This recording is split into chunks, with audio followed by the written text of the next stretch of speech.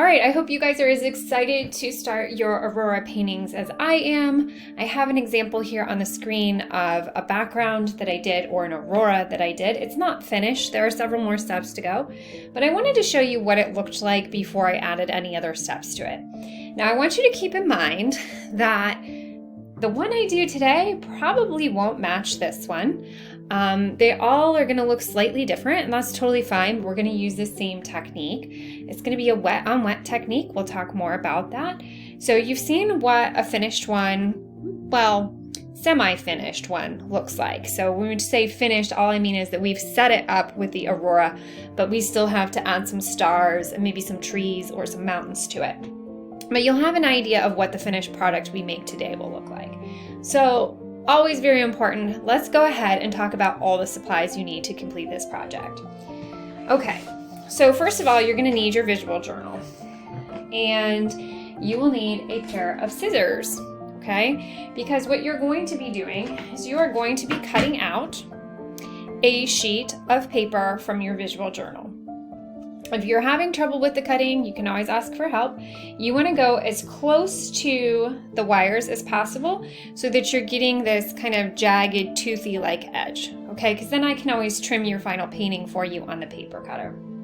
All right, so we need paper in our visual journal, scissors to cut it out. We also need tape, okay? So we're gonna be using tape. So let's go ahead and do those first steps since we've just talked about the supplies we need. So I went ahead and cut this out in advance. And what we're going to do now is we're gonna tape it up. So for this, we're using drafting tape. We used this when we were doing our paintings with the different watercolor techniques earlier in the school year, and we're gonna be using it again. So what I want you to do is take the tape and you're essentially going to line it up along the edges of the teeth. Okay, I'm referring to these as teeth. And I'm gonna press this down. It's a little hard to see because the tape and the paper are pretty much the same color. And you'll notice I'm really pressing that down firmly because I'm hoping that if I press firmly enough, I won't have any watercolors leak underneath. So I'm gonna do the same thing across the bottom. And I'm gonna line this up as carefully as I can with the edge of the paper. It doesn't have to be perfect, but I do want it pretty close. So I'm gonna press it, make sure I get any air bubbles out, press it down nice and firm. Okay, so we're gonna do the same thing here. Remember, if you need to pause or slow me down, you can because it's a video. So we're gonna press this right in place here. This one, I want you to be really, really careful about pressing that down very, very firmly, because what happens is right here where the two pieces of tape cross, there's a tendency to have some paint leak underneath there. So let's see if we can prevent that by really rubbing that firmly in place. So I'm just rubbing that with my fingernail. Okay, so we're gonna go ahead over here and do the same thing. And don't forget, at the seams or where the tape is crossing, you're gonna wanna press really firmly.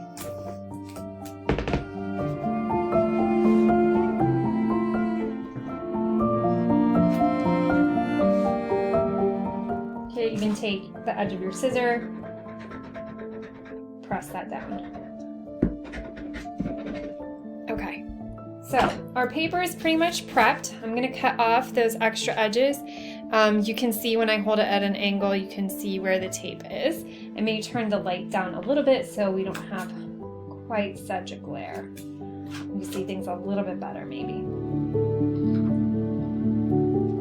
And of course you're gonna throw those in the trash, not on the art room floor.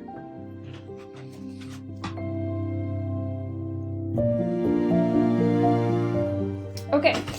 So let's talk about what else we're going to need for this video, because supplies are really important. So we've got our paper prepped. Make sure you put your name on the back of it. So we know who it belongs to. Okay, so you've got your name on there, and I definitely need to turn that light down because it's so bright. Let's try this. That's better. Okay, So I'm gonna go ahead and set this aside while I go over all the other supplies you're going to need. Okay, so clearly you're gonna need a nice container of clean water. You are going to need a large flat brush. The edge is flat, that's why it's called a flat brush. A medium-sized round brush. So just 2 brushes. You are going to need a paper towel. This is actually pretty important. Make sure that you have a paper towel to work with. And then you're gonna need a variety of paints. Now, if you're working at home, you can, of course, use your paint palette and mix up your colors. You should know those. We studied color theory in 6th grade, so I hope you remember all that you've learned. But at school, you're gonna get a tray with the following colors. So we're gonna have light green, and one way that you'll be able to tell the different colors is if you kind of gently swirl it on the side, you'll see it kind of coat the plastic cup they'll be in. This is kind of like a yellow-green. We have a blue-green here. The colors aren't showing up super well, so you'll have to trust me. We have kind of a light blue. We have a regular blue, kind of your standard blue. A darker navy blue, violet or purple, and maybe just a touch of pink. Okay, so a total of 1, 2, 3, 4, 5, 6, 7 colors. All right, so now what we're gonna do is we're actually going to start painting. So let's make sure that lighting is really gonna work for this. There are some important things you need to hear. I might turn this down one more touch. Bear with me as I adjust the lights in the video so that you get the best quality video. Okay. Or at least the best quality I can make, because Lord knows I am not an expert at this kind of thing. Okay, so I have my water here, and it's gonna be by me a great deal of the time, and I will try and go slow enough that I tell you which color I'm using and when, okay? Because you might not be able to see them really well, but I will tell you what I'm using. So with my big flat brush, and I'm gonna have this paper towel handy. You'll probably see me use it a fair amount. So set yourself up, something that's comfortable. You're gonna get this brush wet. Now this is a wet on wet technique, which means we're gonna be painting wet watercolors on top of a wet paper. Now, when I say a wet paper, I don't mean that it needs to be soaked like it's gone through a massive rainstorm. What I mean is you're gonna get a brush with water, your flat brush, and you're quickly going to brush the water across. And it should create a sheen or a little bit of a glossy reflection. And you're just going to quickly brush that on there. Okay. And I'm gonna go the opposite direction as well. And I'm trying to even out any puddles I might have, and to also make sure that all spots of the paper are wet. So it should be shiny when you're done doing this. So the first thing I'm gonna do in this painting, and which we do in a lot of watercolor paintings, is I'm going to start with my lightest color first. So I'm gonna switch to a round brush, a medium-sized round brush, very similar to the ones that you get in your paint palettes. And I'm gonna use the yellow-green, which is our lightest color first, and it's actually pretty light when we paint it on. When I do this, I'm thinking of essentially the northern lights swooping down to this corner. So they're all just swooping down this way. So you see it's very light, but I promise you this is how I started the painting I showed you on the screen earlier. So I'm gonna go ahead and paint in a little bit bigger section using that yellow-green. I'm rinsing my brush, I'm drying it off on my paper towel just a little bit. And again, I'm gonna continue to pull this in an arch to this corner, okay? I'm also going to put some yellow-green in right down here and another swoop. So imagine that like this is like a double band, or, you know, a ray from the Aurora, creating the green light. And I'm just gonna keep pulling that down. Okay, so now I'm gonna switch to my second lightest color, which is my light blue. So actually, I'm not going to switch to the light blue. I'm going to switch to the blue-green. Okay, so I'm going to use blue-green now. And I'm going to paint that right beside that yellow-green I just painted on there. And I'm going to follow that same swoop, okay? And it's totally fine to paint over top of where some of the yellow-green is. I am doing that. And the colors will bleed together, and that's actually going to be useful to us. Which also brings up another good point that I should go over is that, you know, the way this looks right now, don't judge it yet, because a lot happens in the drying process and in the layering process as we go. So I'm just still using that blue-green, continuing that swoop. Okay, I'm gonna rinse my brush, and now I am gonna switch to my light blue. All right. Again, just continuing to follow that kind of swoopy feel.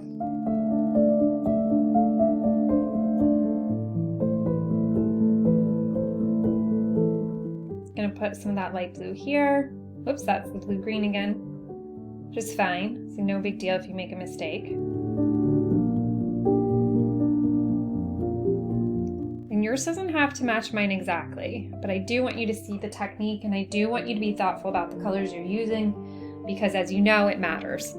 Because we're thinking about the science behind what causes the auroras. Okay, so now I'm gonna move into my dark blue.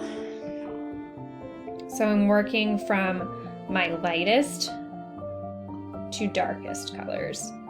And again, if you happen to stick your brush in the wrong color, it's probably not going to be the end of the world. Okay, so we'll do some dark blue here. Oops, I think that was the light blue again. Again, don't freak out if you put it in the wrong color. It's not a big deal. All right, and we're gonna fill in some purple in these areas. You would say, Mrs. Hunt, isn't the other blue gonna happen next? No, it's actually much darker than the purple. So I'm gonna go ahead and put in the purple. And again, these are going to mix together a little bit, and that's perfectly fine. There's not anything to worry about. Okay, I'm gonna do this here. And fill that section in. And maybe there'll be another little bit of purple here. Okay, so I'm gonna rinse my brush out. I'm gonna dry it on my paper towel, just a little bit, and I'm gonna pull some of those colors down with my brush that I just dried off. Now this is not done. So as I go, I'm gonna continue to layer colors on. So I'm gonna go back in now, and I'm gonna start thinking about some of the details I want to add in. So when we look at this one, we'll see that there are some much darker areas worked in. So that's what I'm going to do now, is I'm gonna focus on maybe adding some pink in a few sections and then adding that darker color in. So I might just paint a streak of pink in here. Maybe I'll put a streak of pink in right in here. And we'll just see what happens with that. I'm gonna move into adding a little bit of blue-green right here.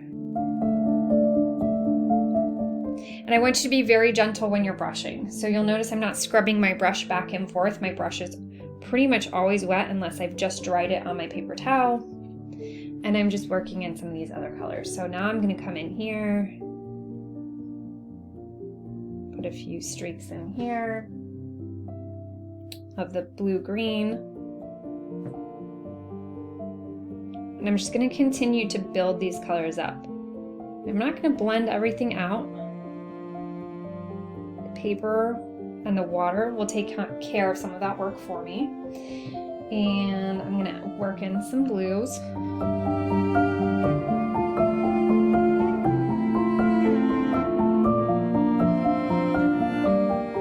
Now, if you get something like this and you don't like it, all you do is you wash your brush, dry it off,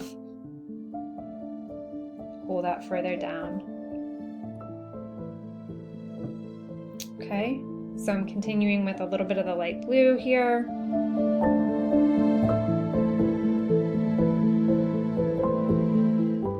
If you get somewhere where it's pooling or puddling, Again, you can dry your brush off and just work that color back down in.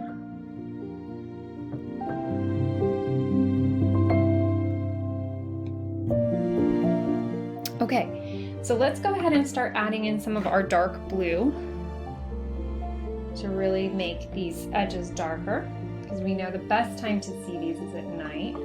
So I'm using that kind of navy blue, and I'm really going to focus up in these corners to start.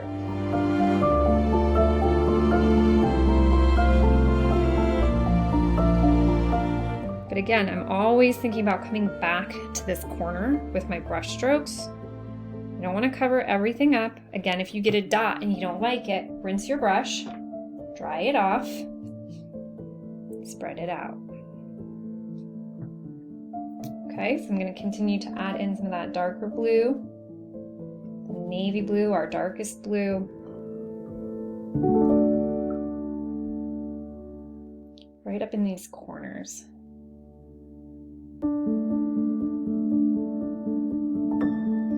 And it's those dark colors that you add in that are really going to make these lighter colors pop and stand out.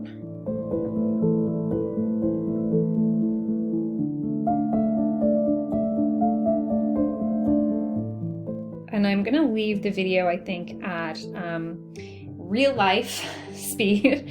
So just like it would be if I was teaching it live in the classroom. And then if you feel confident that you understand this process and you've got it, of course you can speed it up or begin to work on your own.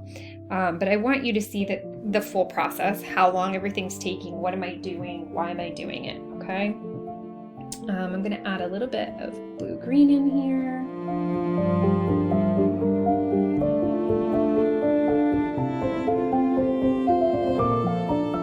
And as you gently brush those colors on, they will get stronger and bolder, and they will also darken up as they dry and you layer them.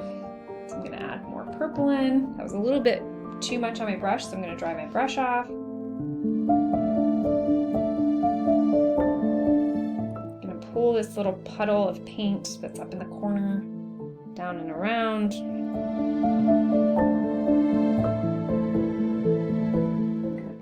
Where else I want to work in some of these dark blues to really make this stand out.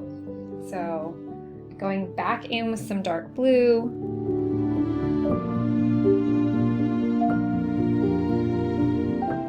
And again, just gently think of it as like you're petting a dog or it's a ballerina on its toes when you're using your brush. So I just put some dark in there. I don't like the little puddle of it, so I rinse my brush, dry it off on my paper towel. And I spread it out a little bit more.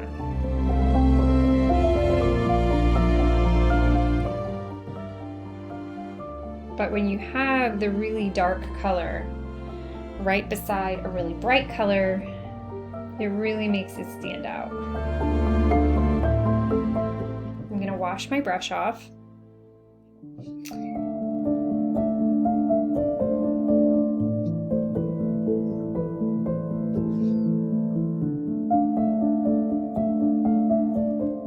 Basically, I'm just going to continue in with my dark blue at this point. And I'll walk you through each one. So this is just dark blue.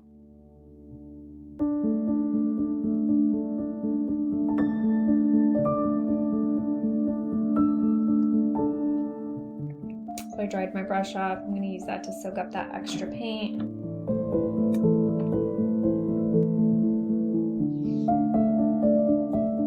So we can use our brush as a tool to pick up extra paint where we don't want it by drying our brush off. Then our brush absorbs that paint, so that can also be used to pick up extra paint.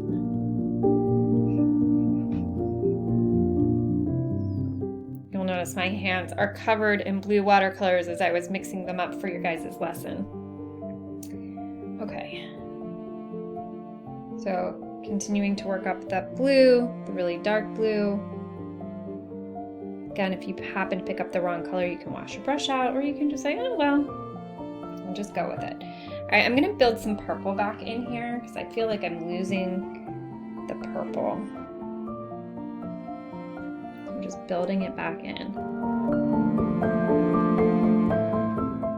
again, being gentle with your brush is really important here because you have so much paint and you're going over the paper multiple times. I'm just curving this one like a half moon here as I put that purple in. Okay. Let's see, what do I want to do now? I'm going to clean my brush off. I'm going to dry it off, and I'm going to go back in with my yellow green in some areas. So a little bit more than I wanted.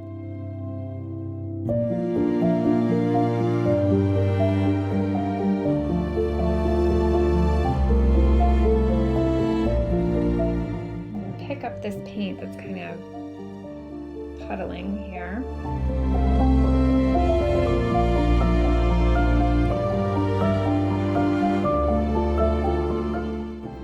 I'll try putting a little bit, like a line of it in here to lighten this section up a little bit.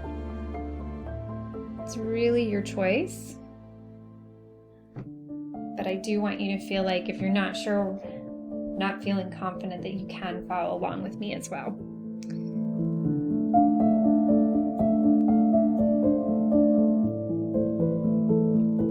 So I haven't done a lot of work down here, so I might go in here and kind of go back and work up this area just a touch.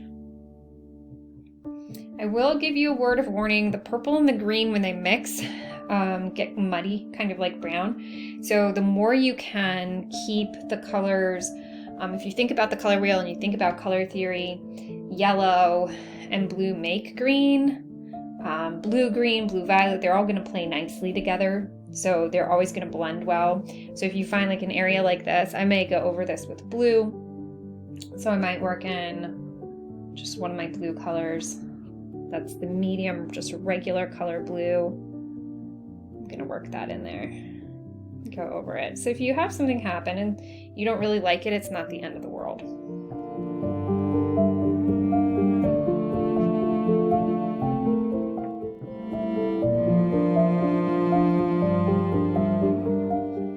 Okay, so just going to continue to build up those dark blues.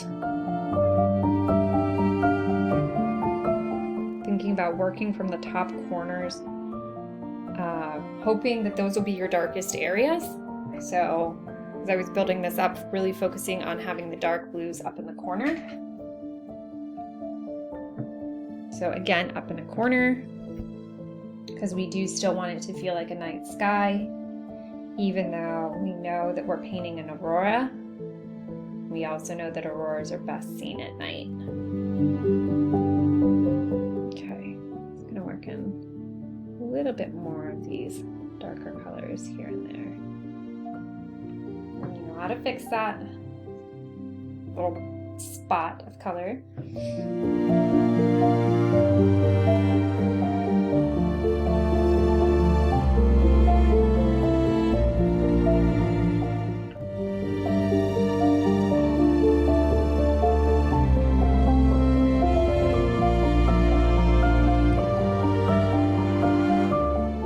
So if you feel like, you don't have enough of a particular color, go back and add it in. So that's just the blue-green that I'm using.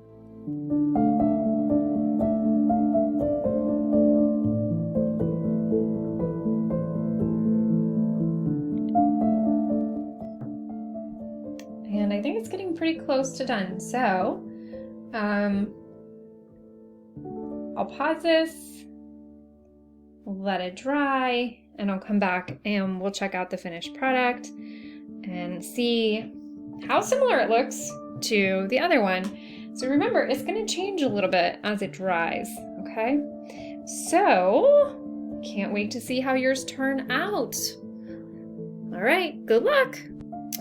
Okay, so as I promised, I said I would come back and show you the two paintings when they were dry, and it's actually kind of interesting. It's the same exact technique and definitely different results. Watercolors always kind of have a mind of their own and they do what they want. So this is the one I did in the video.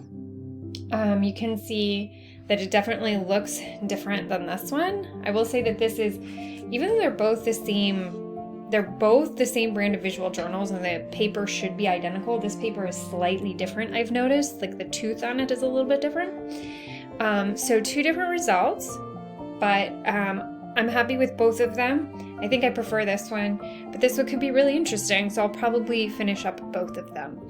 So we'll look at the next step in just a few minutes, and we'll come back and do that together.